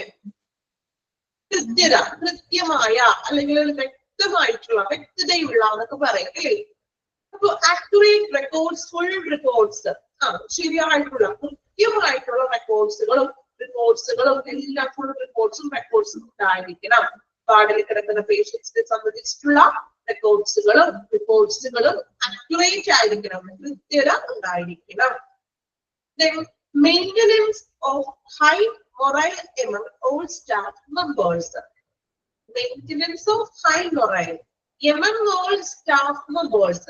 അതായത് എന്താണ്? നമ്മുടെ സ്റ്റാഫ് മെമ്പേഴ്സ്, ഇപ്പൊ നമ്മുടെ വാർഡിലാണെങ്കിലും ഒരുപാട് സ്റ്റാഫ് മെമ്പേഴ്സുകളൊക്കെ ഉണ്ടാവുമല്ലോ, നഴ്സിംഗ് സ്റ്റാഫുകൾ ഉണ്ടാകും, മറ്റ് ക്ലീനിങ് സ്റ്റാഫുകളും അങ്ങനെ മറ്റ് സ്റ്റാഫുകളും ഉണ്ടാകും. സോ ഈ സ്റ്റാഫുകൾക്കിടയിൽ അവർക്കൊരു നമ്മൾ ഒരു ഹൈ മൊറൈൽ കൊടുക്കാണ്. എന്താ മൊറൈൽ എന്ന് പറഞ്ഞിട്ടുണ്ടെങ്കിൽ ഒരു മനോവീര്യം അല്ലെ? ഒരു മനോധൈര്യം കൊടുക്കാന്ന് എഴുതി വെക്കാം കേട്ടോ. അറിയില്ലാത്തവര് ആ ഒരു വേർഡിന്റെ അവിടെ അണ്ടർലൈൻ ചെയ്തിട്ട് മുകളിലൊന്ന് മലയാളത്തിൽ എഴുതി വെച്ചോളൂ. മനോവീര്യം അല്ലെങ്കിൽ മനോധൈര്യം എന്നൊക്കെ നമ്മൾ പറയും. അതായത് ഒരുപാട് സ്ട്രെസ്സും ടെൻഷൻ എന്താ പറയാ സ്ട്രെയിൻ ഒന്നും കൊടുക്കാതെ അവർക്കും കൂടി കുറച്ചൊരു മീൻസ് അവർക്കൊരു സപ്പോർട്ട് ആൾക്കാം. അപ്പൊ അവർക്ക് അവരുടെ വർക്കിൽ വരും. ഇപ്പൊ നിങ്ങൾ ഒരു വർക്ക് ചെയ്യുമ്പോൾ നിങ്ങൾ എവിടെയെങ്കിലും വർക്ക് ചെയ്യുന്നവർക്ക് അറിയാൻ പറ്റും. ചില വർക്ക് ചെയ്യുന്ന സ്ഥാപനങ്ങളിൽ ഭയങ്കര പ്രഷർ ആയിരിക്കും അവർക്ക് അല്ലേ? ഭയങ്കര വർക്ക് പ്രഷറും ടെൻഷനും. അപ്പൊ അവർക്ക് വർക്ക് കഴിഞ്ഞ് വീട്ടിൽ വന്നാലും ജോലിയെ സംബന്ധിച്ചിട്ടുള്ള ഭയങ്കര ടെൻഷനും കാര്യങ്ങളൊക്കെ ആയിരിക്കും. സോ ഇങ്ങനെ നമ്മൾ ഭയങ്കര വർക്ക് പ്രഷറും വർക്ക് ലോഡൊക്കെ ആകുമ്പോൾ നമുക്ക് വർക്ക് ചെയ്യാനും അതിൽ ബുദ്ധിമുട്ടുകൾ ഉണ്ടാകും. സോ ഇവിടെ പറയുന്നത് maintenance of high morale among staff members അല്ലെ? സ്റ്റാഫ് മെമ്പേഴ്സിന് ഒരു മനോധൈര്യം കൊടുക്കാതെ എപ്പോഴും ഇങ്ങനെ ഭയങ്കര ടെൻഷനായി അവർക്ക് ഭയങ്കര എന്താ പറയാ ഭയങ്കര വർക്ക് ലോഡ് ആക്കി കൊടുക്കാതെ അവർക്കൊരു ജസ്റ്റ് ഒരു മനോധൈര്യം കൊടുക്കുക. നമുക്ക് അവരുടെ വർക്ക് നല്ല രീതിയിൽ അവർക്ക് ചെയ്യാനായിട്ട് സാധിക്കും. Then establishment of good working relationship within the ward and with other associates. Good working relationship ഈ ഒരു ഹോസ്പിറ്റൽ എന്ന് പറയുമ്പോൾ നമുക്കറിയാം അവിടെ ഒത്തിരി സെക്ഷൻസ് ഉണ്ട്. ഇല്ലെങ്കിൽ നിങ്ങൾ ഹോസ്പിറ്റലിലേക്ക് ചെല്ലുമ്പോൾ തന്നെ അവിടെ റിസപ്ഷൻ ഉണ്ട്, അതോടൊപ്പം തന്നെ എന്താണ് ലാബ്, അതുപോലെ എക്സ്റേയുടെ സെക്ഷൻ ഉണ്ടാകും, ഫാർമസി, അങ്ങനെ ഡിഫറെന്റ് ആയിട്ടുള്ള സെക്ഷൻസ് ഉണ്ട്. സോ ഈ സെക്ഷനിൽ എല്ലാ വ്യക്തികളും തമ്മിൽ പരസ്പരം ഒരു എന്താ പറയുക കോർപ്പറേഷൻ ഉണ്ടായിരിക്കണം. ഇവിടെ പറയുന്നത് നോക്കി, establishment of good working relationship, നല്ലൊരു വർക്കിംഗ് റിലേഷൻഷിപ്പ് ഉണ്ടായിരിക്കണം within ward and with other associates, വാർഡിനുള്ളിലെ സ്റ്റാഫുകളും മറ്റു ഡിപ്പാർട്ട്മെന്റില് വാർഡിനുള്ളിലാണോ ഈ സ്റ്റാഫുകൾ വർക്ക് ചെയ്യുന്നത്. സോ ഈ വാർഡിനുള്ളിലെ സ്റ്റാഫുകളും വിത്തിൻ ദ വാർഡിനുള്ളിലെ സ്റ്റാഫുകളും ദെൻ അതർ അസോസിയേറ്റ്സ്, മറ്റ് ഇപ്പൊ നമ്മൾ പറഞ്ഞു എക്സ്റേയിലായിക്കൊള്ളട്ടെ, ലാബില്, ഫാർമസിയില്, മറ്റ് ഏരിയയിൽ വർക്ക് ചെയ്യുന്നവർ തമ്മിൽ നല്ലൊരു ഗുഡ് വർക്കിംഗ് റിലേഷൻഷിപ്പ് ഉണ്ടായിരിക്കണം. ഈ ഒരു കോർപ്പറേറ്റ് ചെയ്തിട്ട് പരസ്പരം ഒരു എന്താ പറയാ സഹകരിച്ചിട്ട് വേണം അവര് മുന്നോട്ട് പോകുക. ക്ലിയർ ആണോ? അത്രയും ഭാഗം നമ്മള് 5 പോയിന്റ് വരെ വായിച്ചു. ദെൻ ഓറിയന്റേഷൻ തുടങ്ങിയില്ലേ നമ്മള്, യൂസ് ഓഫ് ഡെമോക്രാറ്റിക് മെത്തേഡ്സ് അവിടെ തുടങ്ങി. ഇപ്പൊ നമ്മൾ പറഞ്ഞു നിർത്തിയ ഭാഗം വരെ ഒന്ന് വായിച്ചു നോക്കാം. പോയിന്റ്സ് മനസ്സിലാക്കി വായിക്കണം കേട്ടോ. വായിക്കുമ്പോൾ മനസ്സിലാക്കി വായിച്ചാൽ നിങ്ങൾ പഠിച്ചു കഴിഞ്ഞു. നമ്മൾ വെറുതെ പരിപാടികൾ വായിക്കുമ്പോഴാണ് അത് മനസ്സിലാവാത്തത്. ഓക്കെ, വായിച്ചു നോക്കാം. ഓരോ പോയിന്റും വായിക്കുക, അതിന്റെ അർത്ഥം നിങ്ങൾ മനസ്സിൽ തന്നെ ഒന്ന് പറഞ്ഞു നോക്കാം. ഓക്കെ, ഇപ്പൊ ഞാൻ ടീച്ചർ മാക്സിമം സിമ്പിൾ ആയിട്ടാണ് പറഞ്ഞിരിക്കുന്നത്. ഇതിൽ കൂടുതൽ സിമ്പിൾ ആണോ എന്ന് എനിക്കറിയില്ല. മാക്സിമം നിങ്ങൾക്ക് എല്ലാവർക്കും ഒരുപോലെ മനസ്സിലാവുന്ന രീതിയിലാണ് ഞാൻ ഏറ്റവും നമ്മുടെ നിങ്ങളുടെ അനുഭവത്തിലൂടെ നിങ്ങൾ പറഞ്ഞു തന്നിരിക്കുന്നത്. അപ്പൊ അതുപോലെ തന്നെ നിങ്ങൾ വായിക്കുമ്പോൾ അത് മനസ്സിലാക്കി വായിച്ചു പോകാം. ഈ വായിച്ചോളൂ.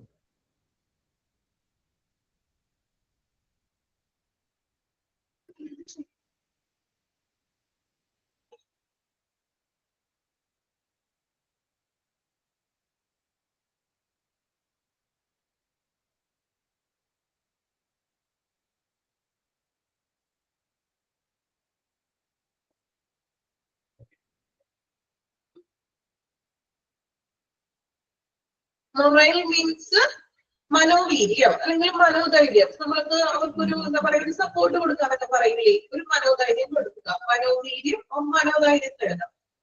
അറിയില്ലാത്ത കോഴ്സുകൾ നിങ്ങൾ എഴുതി വെച്ചോളൂ കേട്ടോ, ഒരു കുഴപ്പമില്ല. നമ്മൾ പുതിയതായിട്ട് കേൾക്കുന്ന ടേമുകളോ മെഡിക്കൽ ടേമുകളൊക്കെ വരും ഓരോ ചാപ്റ്ററിലും നമ്മൾ എഴുതി വെക്കാം.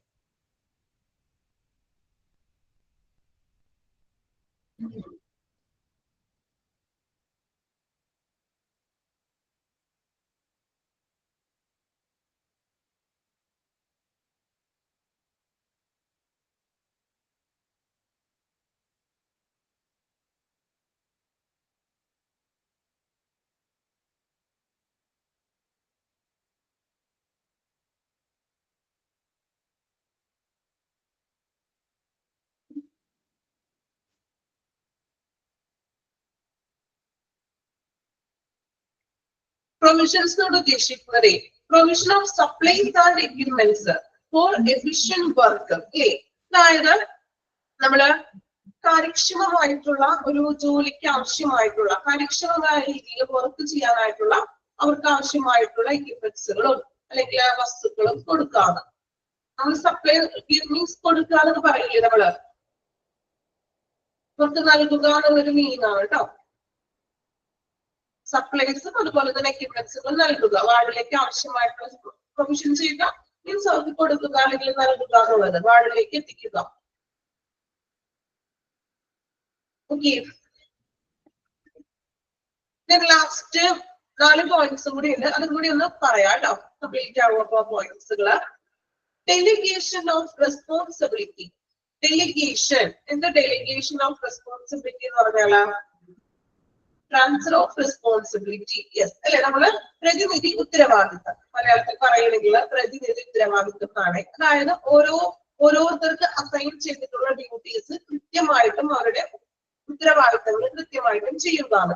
ഓരോ സ്റ്റാഫിനും ഓരോ ഡ്യൂട്ടീസ് അസൈൻ ചെയ്ത് കൊടുത്തിട്ടുണ്ടാകും. ഇന്ന ദിവസം ഇതിന്റെ പ്രവർത്തനങ്ങൾ ഓരോ സ്റ്റാഫുകൾക്കും ഓരോ വർക്ക് ചിലപ്പോൾ റിപ്പോർട്ട് എഴുതാനുണ്ടാകും, അല്ലെങ്കിൽ മെഡിക്കൽ ചാർട്ട് എന്തെങ്കിലും കംപ്ലീറ്റ് ചെയ്യാനുണ്ടാകും, മെഡിസിൻസിന്റെ കാര്യങ്ങളോ.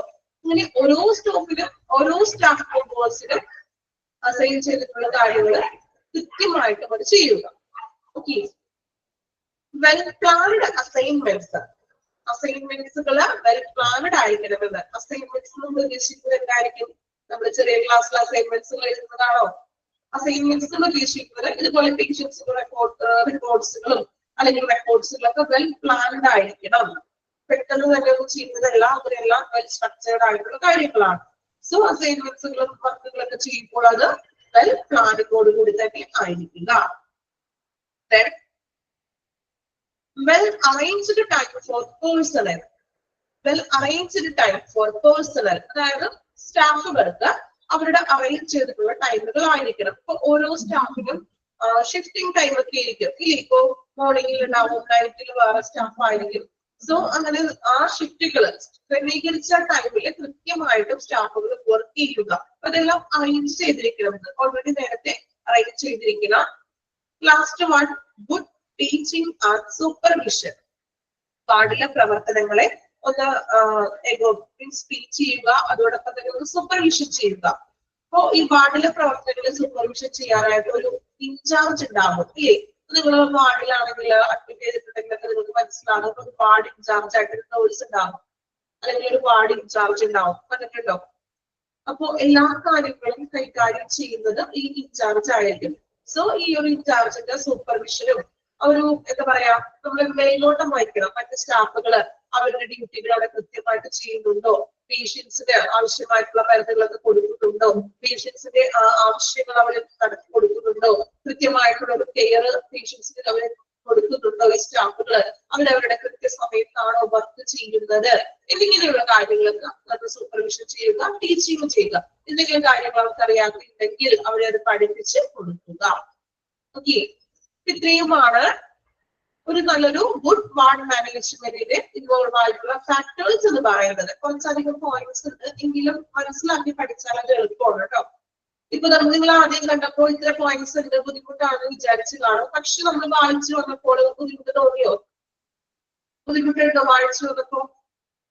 കേട്ടോ ഇല്ലാലോ, മനസ്സിലാക്കി പഠിക്കാം കേട്ടോ. വായിക്കുമ്പോൾ നമ്മളത് നമ്മളുടേതായിട്ടുള്ള രീതിയിൽ അതിനെ മനസ്സിലാക്കി പഠിച്ചാൽ മതി. നമ്മൾ പരിപാടി ചെയ്യുമ്പോഴാണ് ബുദ്ധിമുട്ടായിട്ട് തോന്നുന്നത്. So factors involve in good ward management ആണ് നമ്മൾ നോക്കിയത്. ക്ലിയർ ആണെന്ന് ഞാൻ വിചാരിക്കുന്നു. ഇനി റിപ്പീറ്റ് ചെയ്യണ്ടാണോ? ഓക്കെ ആണോ? ക്ലിയർ ആണോ? അതുകൊണ്ടാണ് ഞാൻ കുറച്ച് പോയിന്റ്സ് 2 സെക്ഷൻ ആയിട്ട് പറഞ്ഞു തന്നത്. ഓക്കെ ആണോ എല്ലാവരും? ഇനി ആർക്കെങ്കിലും മനസ്സിലാവാത്തതോ എന്തെങ്കിലും ഉണ്ടോ? Clear cut doctors and nurses order എന്ന് പറഞ്ഞിട്ടുണ്ടെങ്കിൽ ഡോക്ടർമാരും നഴ്സസും നമ്മൾ പേഷ്യൻസിനോട് ഓരോ കാര്യങ്ങളൊക്കെ പറയുമല്ലോ. ചില കാര്യങ്ങൾ നമുക്ക് മനസ്സിലാവില്ല. ഇപ്പൊ മെഡിക്കൽ ടേമൊക്കെയാണ് പറയുന്നതെങ്കിൽ ഇന്ന അസുഖമാണ്, നമ്മൾ ഇന്ന മെഡിസിൻ, ചില കാര്യങ്ങൾ നമുക്ക് മനസ്സിലാവില്ല. സോ പേഷ്യൻസിന് എളുപ്പം മനസ്സിലാകുന്ന രീതിയിൽ അവരുടെ ഉത്തരവുകൾ, അതായത് ഓർഡേഴ്സ് പ്ലസ് ഉത്തരവുകൾ, നമ്മളോട് പറയുന്ന കാര്യങ്ങൾ ചിലപ്പോൾ അഡ്വൈസ് ആയിരിക്കാം, എന്തെങ്കിലും ഉത്തരവുകൾ, അത് നഴ്സുമാരും ഡോക്ടേഴ്സും പേഷ്യൻസിന് കൊടുക്കുന്ന കാര്യങ്ങൾ ക്ലിയർ ആയിരിക്കണം. പേഷ്യൻസിന് മനസ്സിലാകണം. നമുക്ക് എല്ലാ പേഷ്യൻസും ഒരേ ലെവലൊക്കെ ആയിരിക്കില്ലല്ലോ. നമുക്ക് മെഡിക്കൽ ടേമുകളും അല്ലെങ്കിൽ ഇന്ന ടെസ്റ്റുകളെ കുറിച്ചൊന്നും നമുക്ക് അറിവുണ്ടായിരിക്കില്ല. ചിലപ്പോൾ ടെസ്റ്റുകളുടെ പേര് കേൾക്കുമ്പോൾ അത് എന്തിനുള്ള ടെസ്റ്റ് ആണെന്ന് പോലും അറിയാത്തവരുണ്ട് അല്ലേ? നമ്മൾ പുതിയ ടെസ്റ്റുകളെ കുറിച്ചൊന്നും അറിവുണ്ടായിരുന്നില്ല. സോ അവർക്ക് എളുപ്പം മനസ്സിലാകുന്ന രീതിയിൽ അത്രയും ക്ലിയർ കട്ടായിട്ട് വേണം പറയാനായിട്ട്. ഓക്കെ, മനസ്സിലായോ പോയിന്റ്?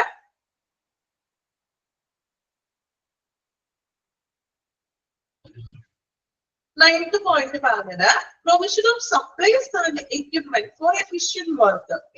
അതായത് കാര്യക്ഷമമായിട്ടുള്ള പ്രവർത്തനങ്ങൾ, വാർഡിനുള്ളിൽ പ്രവർത്തനങ്ങൾ ചെയ്യാൻ വേണ്ടിയിട്ട് അവിടേക്ക് ആവശ്യമായിട്ടുള്ള സപ്ലൈസ് എന്ന് പറയുന്ന വസ്തുക്കൾ, വാർഡിനുള്ളിൽ ആവശ്യമായിട്ടുള്ള വസ്തുക്കൾ, ഇപ്പോ ബെഡ്ഷീറ്റ്, ബെഡ് പില്ലോ കവർ, അങ്ങനെയുള്ള വസ്തുക്കളും അതോടൊപ്പം തന്നെ എക്യുപ്മെന്റ്സുകൾ. വാർഡിനുള്ളിൽ നമുക്ക് അറിയാലോ എക്യുപ്മെന്റ്സുകളൊക്കെ ഉണ്ടാവും, സ്റ്റെബിലൈസർ ഉണ്ടാകും, അങ്ങനെയുള്ള കുഞ്ഞു എക്യുപ്മെന്റ്സുകൾ, അതെല്ലാം നമ്മൾ വാർഡിനുള്ളിലേക്ക് എത്തിക്കുക, അല്ലെങ്കിൽ പ്രൊവിഷൻ ചെയ്യുക എന്ന് വെച്ചിട്ടുണ്ടെങ്കിൽ നമ്മൾ സപ്ലൈ ചെയ്യുക എന്നുള്ളൊരു meaning.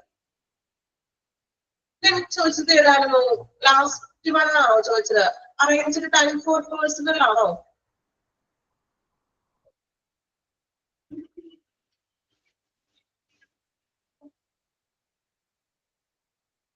Okay, well arranged time for personal. Personal ഇവിടെ ഉദ്ദേശിക്കുന്നത് സ്റ്റാഫുകളാണ്. അതായത് സ്റ്റാഫുകൾക്ക് കൃത്യമായിട്ടുള്ള ടൈം അറേഞ്ച് ചെയ്ത് കൊടുക്കുകയാണ്. ഇപ്പൊ മോർണിംഗ് ഷിഫ്റ്റിൽ ഡ്യൂട്ടിക്ക് വരുന്ന സ്റ്റാഫ് ഉണ്ടാവും, നൈറ്റ് ഷിഫ്റ്റിൽ വരുന്നത് ഉണ്ടാകും. സോ അവരുടെ ടൈമൊക്കെ ഒന്ന് അറേഞ്ച് ചെയ്ത് സെറ്റ് ആക്കുകയാണ്.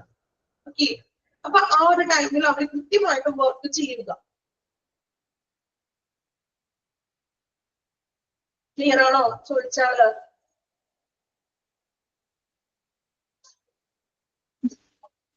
ഓക്കെ, അപ്പോ factors involving good ward management. അപ്പൊ അത് വായിക്കുമ്പോൾ മനസ്സിലാക്കി നിങ്ങൾ വായിക്കാം.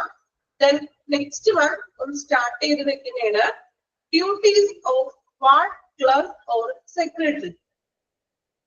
വാർഡ് ക്ലർക്ക് അല്ലെങ്കിൽ ക്ലർക്കിന്റെയും സെക്രട്ടറിയുടെയും കോമൺ ആയിട്ടുള്ള ഡ്യൂട്ടീസ് ആണ് നമ്മൾ ഇനി പഠിക്കാൻ പോകുന്നത് കേട്ടോ. പേര് ശ്രദ്ധിച്ചു നോക്കണം, അല്ലെങ്കിൽ പഠിക്കുമ്പോൾ നിങ്ങൾക്ക് മാറിപ്പോകരുത്. ക്ലർക്ക് ഓർ സെക്രട്ടറി, ക്ലർക്കിന്റെയും സെക്രട്ടറിയുടെയും, ഒരു വാർഡിനുള്ളിലെ ക്ലർക്കും സെക്രട്ടറിയും, ഇവിടെ രണ്ടുപേരുടെയും കോമൺ ആയിട്ടുള്ള ഡ്യൂട്ടീസ് ആണ് നമ്മൾ ഇനി പഠിക്കാൻ പോകുന്നത്.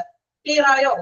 ക്ലർക്ക്, സെക്രട്ടറി, വാർഡിനുള്ളിലെ ക്ലർക്കിന്റെയും സെക്രട്ടറിയുടെയും കോമൺ ആയിട്ടുള്ള ഡ്യൂട്ടീസ് ആണ് നമ്മൾ നോക്കാൻ പോകുന്നത്. പോയിന്റ്സ് ആണ്. ഇത് സിമ്പിൾ ആണ്, മനസ്സിലാക്കി പഠിച്ചാൽ ഏറ്റവും എളുപ്പമാണ്.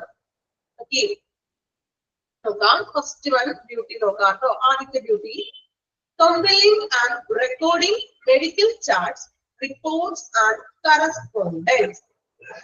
Compiling വെച്ചിട്ടുണ്ടെങ്കിൽ എന്താണ്? നിർബന്ധമായും അല്ലെ?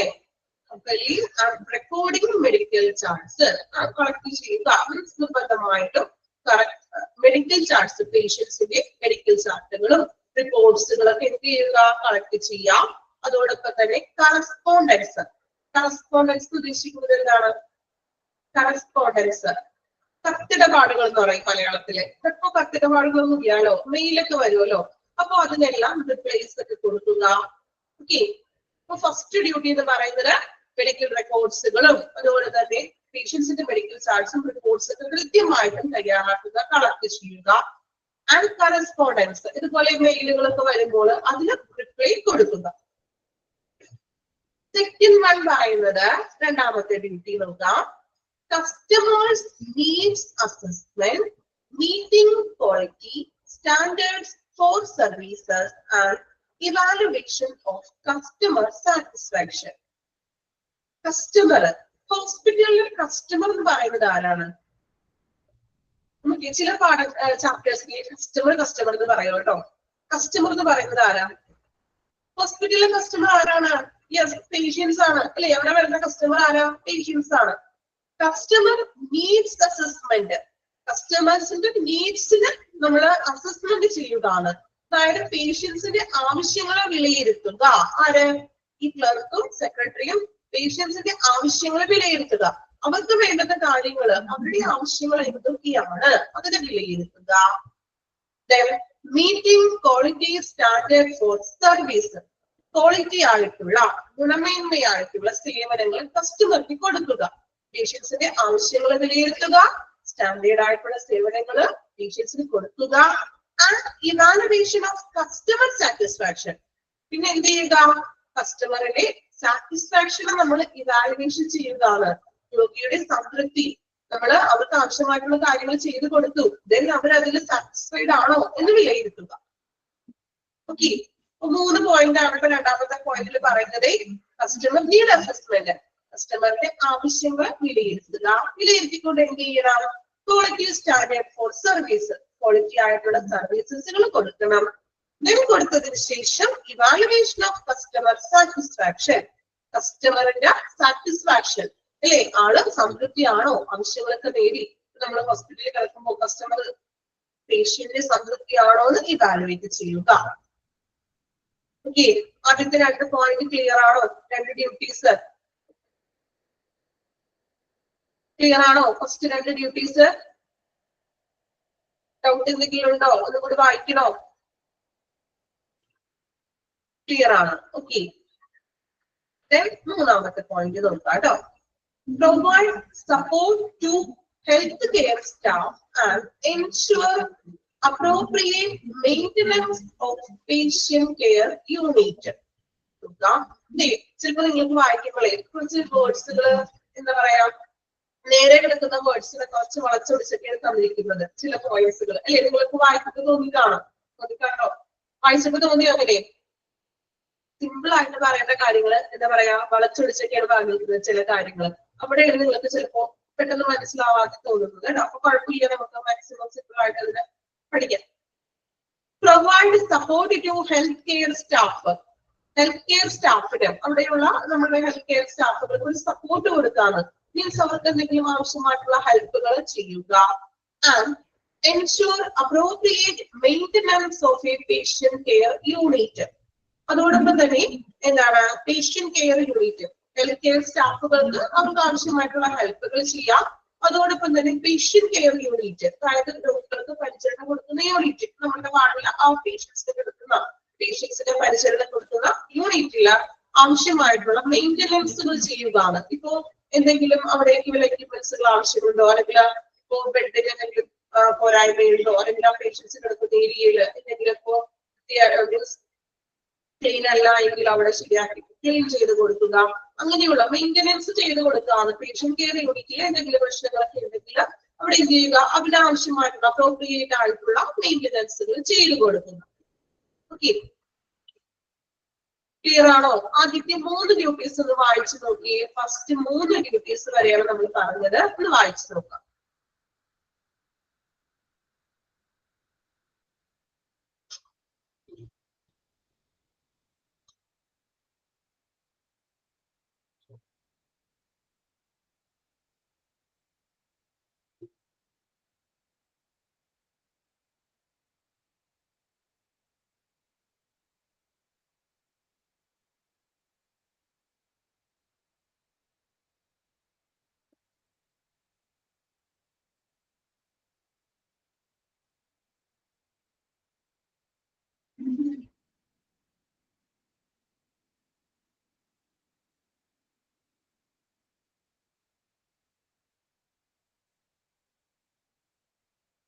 വായിച്ചോ? ഫസ്റ്റത്തെ 3 പോയിന്റ് ആണ്.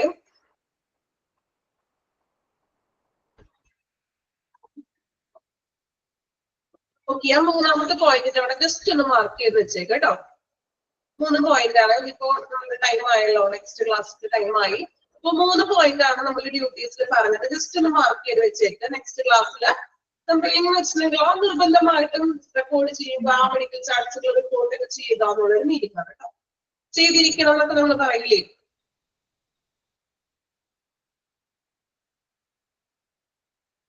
ഓക്കെ, അപ്പൊ ഡ്യൂട്ടീസ് ഓഫ് വാർഡ് ക്ലർക്കിലെ 3 പോയിന്റ് വരെയാണ് ഡ്യൂട്ടീസ് ആണ് നമ്മൾ പറഞ്ഞത്. ഇനി അടുത്ത ഡ്യൂട്ടീസ് നമ്മൾ നെക്സ്റ്റ് ക്ലാസ്സിലായിരിക്കും പറയുന്നത്. ദെൻ എടുത്തത്രയും ക്ലിയർ ആണോ? എടുത്ത ഭാഗം ഓക്കെ ആണോ എല്ലാവർക്കും?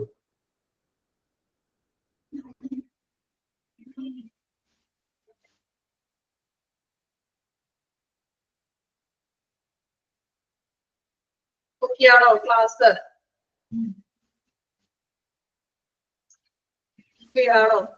ഓക്കെ, ദെൻ സ്പീഡ് ഓക്കെ ആണോ? സ്പീഡിൽ ഫോളോ ചെയ്യാൻ പറ്റുന്നുണ്ടെങ്കിൽ എല്ലാവർക്കും എന്തെങ്കിലും ബുദ്ധിമുട്ടുണ്ടെങ്കിൽ പറയാം കേട്ടോ. മനസ്സിലാവാത്തതോ അല്ലെങ്കിൽ സ്പീഡ് കൂടുതലുണ്ടെങ്കിൽ ഒന്ന് പറയാം. ഓക്കെ, ഇനി എന്തെങ്കിലും വായിച്ചു നോക്കിയിട്ട് നിങ്ങൾക്ക് ഡൗട്ട്സ് ഉണ്ടെങ്കിൽ നെക്സ്റ്റ് ക്ലാസ്സിൽ വരുമ്പോൾ ചോദിക്കാം. മോക്ക് ടെസ്റ്റ് കൃത്യമായിട്ട് അറ്റൻഡ് ചെയ്യാം. മോക്ക് ടെസ്റ്റിൽ എന്തെങ്കിലും ഡൗട്ട്സോ എന്തെങ്കിലും നിങ്ങൾക്ക് മനസ്സിലാകാത്തതുണ്ടെങ്കിൽ അതും അടുത്ത ക്ലാസ്സിൽ കയറുമ്പോൾ അതാത് ടീച്ചേഴ്സിനോട് ചോദിച്ചത് ക്ലിയർ ചെയ്യാം. Okay. Okay, thank you all. Thank you, ma'am. Thank you, ma'am. Thank you, miss. Thank you, ma'am. Thank you, ma'am.